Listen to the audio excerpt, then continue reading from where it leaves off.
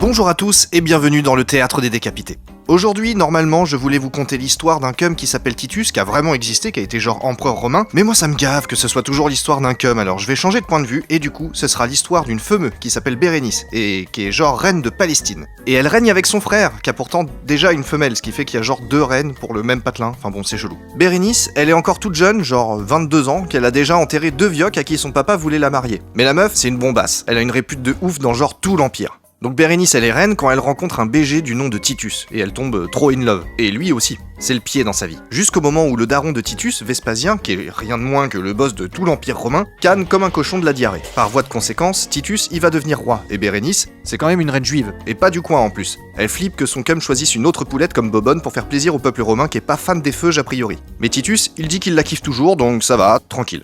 Après, il y a Antiochus, le poteau zarbi puceau de Titus, qui veut lui parler et lui fait tout un sketch comme quoi il veut se casser.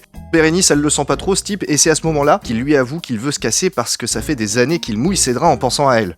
Bérénice, elle est toute choquée, et un peu deg aussi. Elle dit « Ciao, t'es un peu naze quand même, je comprends que t'aies envie de te casser. » Du coup, elle va retrouver Titus dans sa chambre, et elle le trouve tout chelou et pas hyper cool, alors elle pousse une gueulante, enfin normal quoi. Titus qui a pas dans son assiette, juste il se casse. Bérénice, elle va zoner dans sa chambre à elle, super vénère. Et là, Antiochus débarque, il lui dit « Yo meuf, Titus il veut que tu t'arraches de sa piole, il m'a dit de te dire qu'il te kiffe plus. » Bérénice, elle est encore plus vénère, au bord du pétage de plomb, et elle dit à Antiochus « T'es qu'un gros naze, ta technique elle est merdique, je veux pas qu'on ken ensemble, je te l'ai déjà dit. » Il se casse, trop dégoûté, et Bérénice elle est hyper glauque d'un coup. Elle retourne voir Titus pour mettre les choses au clair, elle chiale, il se clash. Bérénice elle fait du chantage au suicide quand elle comprend que son cum va vraiment la foutre dehors. Titus, il se prend grave la tête pour savoir quoi faire.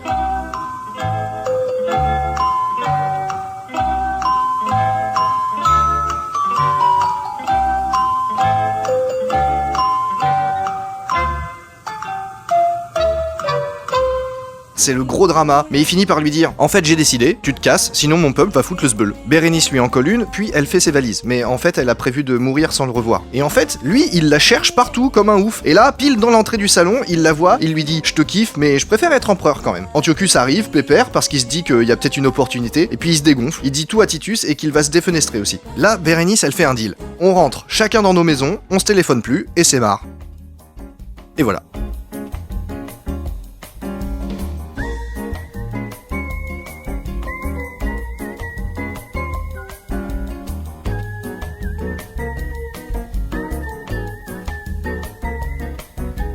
Dans la vraie vie, on ne sait pas ce qu'elle est devenue Bérénice. Aucune trace. Par contre, on sait que Titus, il a été empereur pendant 2 ans, à cause qu'il est mort comme une baltringue de la peste dans son pieu. Et qu'Antiochus, en fait, il s'est marié, il a fait des bébés, puis il a été roi d'un autre patelin.